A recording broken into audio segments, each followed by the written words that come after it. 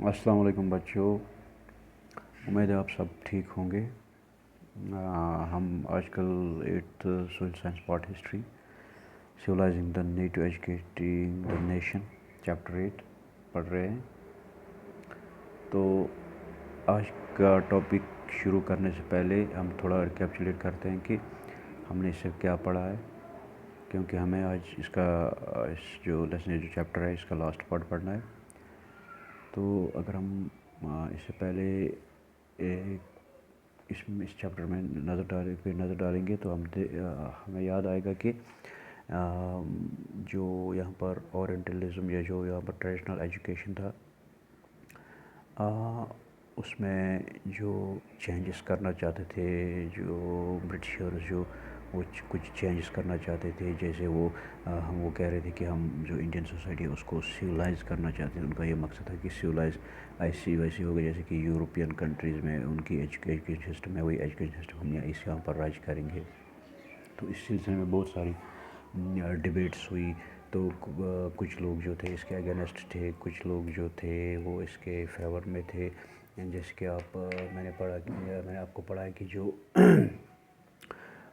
میکلیویج تھا وہ کہہ رہا تھا کہ ہمارا جو یورپین جو لٹریچر کا ایک شیلف جو ہے وہ پورے انڈیا اور عربیہ کے لائبریری جتنی بھی لائبریری ہیں ان کے برابر ہے، ان سے بھی زیادہ بڑھ کر ہے کہ کیونکہ وہ سمجھتے تھے کہ جو یورپین ایجوکیشن ہے وہ بالکل وقت کے مطابق ہے، جو نیڈ آف اسٹوڈنٹس اس ٹائم تھی وہاں پہ تھی۔ پھر وہاں پر کچھ اگر ہم دیکھیں گے کہ وہاں پر یہ جو انڈیا میں جو ایجوکیشن سسٹم تھا وہ بالکل جیسے کہ یا مدرسہ یا پاٹھ شالاز میں کیا ہو جاتا تھا کہ جو گرو یا ٹیچر جسے ہم کہتے ہیں کہ اس کے اسٹوڈنٹس تھے، 5-10 اسٹوڈنٹس ہوتے تھے، وہ ان کو اپنے گھر میں یا کسی اوپن جگہ میں ان کو پڑھاتے تھے۔ وہاں پر کچھ ہم کہہ سکتے ہیں کہ وہاں پر کچھ فکسڈ سیلبس نہیں تھا، وہاں پر رولز فکس نہیں تھے، یونیفارم سسٹم نہیں تھا، یا ہم کہیں گے رول کال رجسٹر جو تو وہ بھی نہیں تھا کہ ایون کہ وہاں پر جب گرو چاہتے تھے اسکول اوپن کرتے تھے، جب وہ چاہتے تھے وہ وہاں پر اسکول بند کرتے تھے۔ تو اس کے بعد ہم نے پھر ہم نے پڑھا کہ جو رپورٹ آف ولیم ایڈم جو ہے اس نے ایک رپورٹ دی تھی کہ جو انڈین ایجوکیشن جو سسٹم ہے یہاں پر فلیکسیبلٹی ہونی چاہیے، یا کیونکہ اس سے پہلے جو پاٹھ شالاز تھے ہم کہہ سکتے ہیں کہ وہاں پر ایک فکسڈ ٹائم ٹیبل نہیں ہوا کرتا تھا تو اس کو سدھارنے کے لیے انہوں نے کچھ پنڈتس کو اپوائنٹ کیا۔ ان کے لک آفٹر میں 4-5 اسکول رکھے گئے اور وہ ان سے باضابطہ طور پر بچوں سے فیس لی گئی۔ وہاں پر ایک ٹائم جو ہے وہ فکس کیا گیا، جیسے کہ ہم صبح 10 بجے آتے ہیں، شام کو 4 بجے نکلتے ہیں، تو ایسا ہی کچھ ٹائم وہاں پر فکس کیا گیا، رول کال رجسٹر بنایا گیا۔ جو وہاں پر نیو روٹینز اینڈ رولز تھے ان کو اوبے کرنا تھا۔ اگر وہ نہیں کر پاتے بچے، ان کو نہیں کر پاتے تو یہ سمجھا نہیں چلتا تھا کہ جو بچے ہیں وہ انٹرسٹڈ نہیں ہے کس پڑھائی میں۔ تو آج ہم اس کے آگے دیکھیں گے ہم ایجنڈا فار نیشنل ایجوکیشن۔ اب جو نیشنل ایجوکیشن جو اس کا ایجنڈا جو ہم دیکھیں گے کہ beside the British officials from early 19th century, many thinkers from different parts of India began to talk about the need for a widespread of education. Impressed with the development in Europe, some Indians felt that the Western education would help modernize India. They urged the British to open more schools, colleges and universities and spend more money on education. You will read about some of these efforts in chapter 9۔ اگر ہم دیکھیں گے کہ جو یہاں پر بھی کچھ لوگ تھے جو بالکل ویسٹرن ایجوکیشن کو سپورٹ کرتے تھے، وہ بالکل گورنمنٹ پہ پریس کرتے یہاں پر مور کالجز جو ہیں، اسکول یا یونیورسٹیز ان کو اوپن کیا جائے تاکہ جو انڈین سوسائٹی ہے یہ ماڈرنائز ہو جائے۔ اس کو ہم اس کو الیبوریٹ کر کے ہم نیکسٹ چیپٹر جو ہمارا ہے چیپٹر 9 اس میں پڑھیں گے۔ There were other Indians, however, who racked against Western education. Mahatma Gandhi and Rabindranath Tagore were two such individuals. تو کچھ حصہ جو تھا انڈین سوسائٹی کا یا کچھ ادر مطلب تھنکر جو تھے وہ بالکل اس کے اپوزٹ تھے جن میں Mahatma Gandhi and Rabindranath Tagore. Let us look what they had to say. اب ہم دیکھیں گے کہ انہوں نے کیا کہا. اگر وہ اس کے خلاف تھے تو کیوں تھے. Mahatma Gandhi argued that the colonial education created a sense of inferiority in the minds of the Indians. It made them see Western civilization as superior and destroy the pride they had in their own culture. There was poison in this education, said Mahatma Gandhi. It was sinful. It enslaved Indians and it cast an evil spell on them. تو مہاتما گاندھی کی رائے یہ تھی کہ مہاتما گاندھی بالکل اس کے خلاف تھے. وہ کہہ رہے تھے کہ جو انفیریٹی جو سینس جو ہے وہ ہندوستان کے دماغ میں آئے گی کہ ہم بالکل پسماندہ لوگ ہیں, ہم بالکل پسماندہ لوگ ہیں اس ایجوکیشن سے. It made them see western civilization as superior. جو ویسٹرن سویلائزیشن ہے مہاتما گاندھی کہہ رہے کہ وہ ان کو مطلب سپیریئر لگے گی. اپنی جو سویلائزیشن ہے وہ بالکل امپیریئر لگے گی. دیر واز اے پوزن ان دس. جو یہ زہر کی طرح ایک یہ ایجوکیشن جو ویسٹرن ایجوکیشن ہے بالکل ایک زہر کی طرح ہے. It was sinful. It enslaved Indians and it cast an evil spell on them. یہ بہت ہی ہم کہیں گے کہ اگر ہم ویسٹرن ایجوکیشن کو اپنائیں گے, اپنا ایجوکیشن جو ہے اپنا سسٹم ایجوکیشن جو ہندوستان کا سسٹم جو اس ٹائم جو سسٹم تھا اس کو ہم رد کریں گے تو یہ بالکل جو ہندوستانی ہے اس سے جو ہے کہ وہ غلامی کی زد میں آئیں گے. Indians educated in these institutions were charmed by West, appreciated everything that come from the West and began admiring British rule. Mahatma Gandhi wanted an education that could help Indians recover their sense of dignity and self-respect. During the national movement, he urged students to leave education institutions in order to show to the British that Indians were no longer willing to be enslaved. تو مہاتما گاندھی کا یہ کہنا ہے کہ اگر یہاں پر بالکل western education جو ہے ایجوکیشن سے بالکل جو انڈین ایجوکیشن یہاں سے ہم کہیں گے کہ ہندوستان کا جو کلچر ہے اس کی جو چارم جو ہے وہ بالکل ختم ہو جائے گا. اگر ہم ان کو ورننے کے لیے ہم اورینٹل ایجوکیشن دیں گے تو اس سے کیا ہے کہ جو بالکل جو ہندوستان کی جو ساخت تھی وہ برقرار رہے گی. ان میں sense of dignity and self respect جو ہے بالکل وہ ابھرے گا. اگر ہم دیکھیں گے کہ جو نیشنل موومنٹ ہے جورنگ نیشنل موومنٹ اس نے بہت ساری دفعہ مطلب اسٹوڈنٹس کو یہ مشورہ دیا کہ آپ جو برٹش ایجوکیشن انسٹیٹیوشنز جو ہیں ان کو آپ بالکل چھوڑ دیں تاکہ ان کو بھی پتہ تاکہ برٹشر جو ہیں چاہے جو برٹش جو ہے تو انڈینز جو ہے کہ وہ بالکل وہ برٹش لوگ جو برٹش یہاں پر رولر تھے وہ سمجھے کہ ہم ان کو غلام زیادہ دیر تک نہیں رکھ سکتے. Mahatma Gandhi strongly felt that Indian language ought to be medium of teaching. He also believed that education in English crippled Indians, distanced from their own social surroundings and made them strangers in their own lands. The English educated spoke a foreign tongue despite local culture and did not know how to relate the Mahatma Gandhi بالکل strongly یہ فیل کرتے تھے کہ جو Indian education ہوگا جو ہے ہندوستانیوں کو پڑھایا جائے گا وہ بالکل لوکل لینگویج میں ہم کہیں گے کہ وہ بالکل انڈین لینگویج ہونی چاہیے, چاہے وہ سنسکرت ہو یا ہندی ہو یا جو بھی انڈین لینگویج ہے اس میں ہونی چاہیے. وہ بالکل یہ بلیو کرتا ہے کہ اگر وہ کرتے تھے کہ اگر ہم ان کو انڈین ایجوکیشن انگلش میں ایجوکیشن دیں گے تو وہ بالکل ان کی جو ان کا جو کلچر ہے ان کا جو سراؤنڈنگ وہ کرپل ہو جائے گا. ہم کہیں گے کہ وہ بالکل اپنے ہی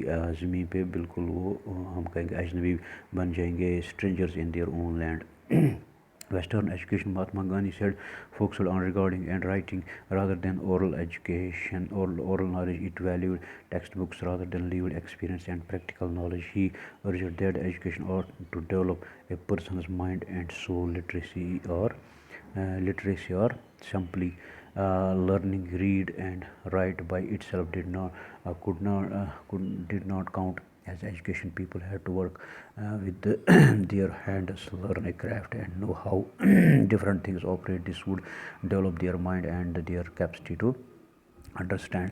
अगर हम महात्मा गांधी की बात करेंगे, वो कह रहा है कि जो ब्रिटिश जो वेस्टर्न एजुकेशन ये बिल्कुल किताबें और लिखना लिखना पढ़ना बस यही एजुकेशन है. लेकिन जो इस टाइम जो नीड ऑफ एजुकेशन जो है, जो नीड ऑफ आवर जो है एजुकेशन की, वो बिल्कुल वक्त के मुताबिक होनी चाहिए.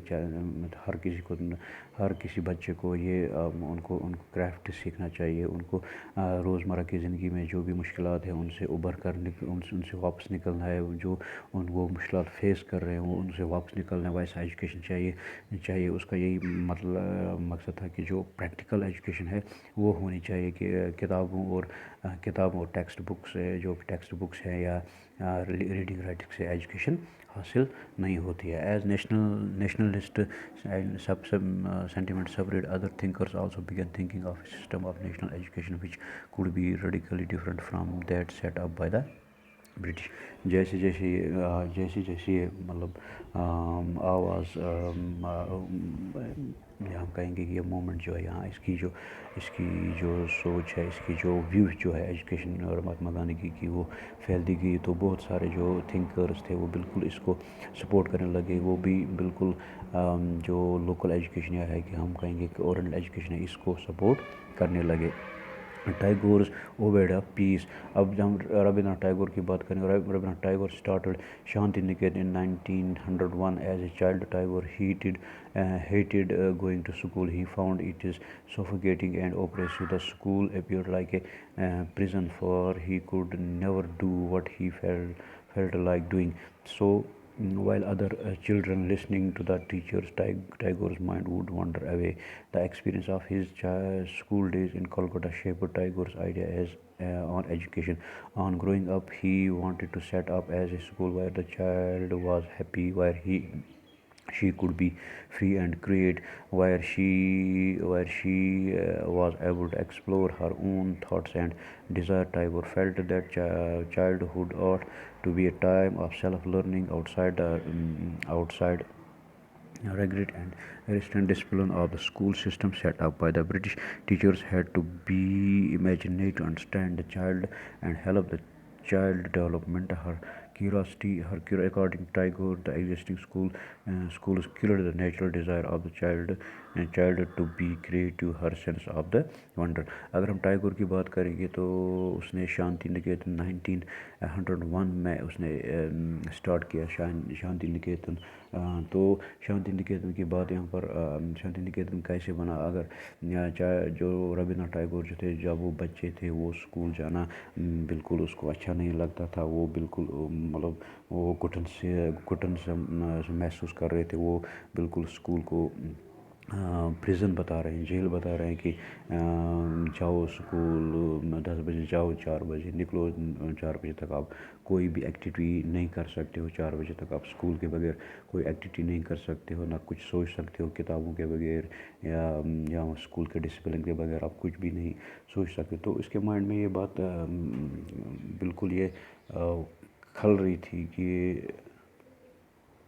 इसके माइंड में बिल्कुल ये बात मतलब घर कर चुकी थी कि ऐसा कुछ सिस्टम होना चाहिए जो बिल्कुल जहाँ पर जो बिल्कुल चाइल्ड जो है वो फ्री होना चाहिए. वहाँ जो बिल्कुल नेचर के साथ अटैच होना चाहिए. बिल्कुल वो मटेरियलिस्टिक नहीं होना चाहिए, नेचुरलिस्टिक होना चाहिए. Tagore was of the view that the creative learning could be encouraged only within a natural environment. So he chose to set up his school 100 kilometers away from the Calcutta in a rural setting. He saw it is an abode of peace, Shanti Niketan, where living in the harmony with nature, children could cultivate their natural creativity. तो tiger के जहन में ये आया कि उन्होंने بالکل کولکتہ سے دور 100 کلومیٹر دور ایک اسکول بنایا جس کا نام اس نے شانتی نکین رکھا. وہاں پر بالکل نیچرل ماحول تھا, اوپن اسکولنگ ہوا کرتی تھی پیڑوں کے نیچے, وہاں پر اسکولنگ ہوا کرتی تھی. وہاں پر اس کا یہی مقصد تھا کہ بالکل جو اوپن انوائرمنٹ جب بچے کو ملے گا تو وہ بالکل اس کی سوچ جو ہے وہ اوپن رہے گی, وہ سوچ بڑی رہے گی, وہ فکسڈ سوچ نہیں رہے گی, وہ 4 دیواروں میں بند نہیں رہے گی. تو اس کے بعد اگر ہم دیکھیں گے ایجوکیٹنگ ایلسوائر, ہم اگر دیکھیں گے کہ educating as civilising mission until the introduction of the education act in 1870 there was no widespread education for the population as a whole. For the most of 19th century, child labor being widely prevalent, poor children could not be sent to schools for their learning was critical for the survival of the family. The number of schools was also limited to those run by the church or set up by the wealthy individuals. It was only after the Education Act came in force that schools were opened by the government and compulsory schooling was introduced. 1870 سے پہلے ہم کہیں گے education act جو 1870 ہے, اس سے پہلے جو ہے کہ کچھ لوگ وہاں پر بہت سارے اسکول جو تھے وہ بہت کم تھے.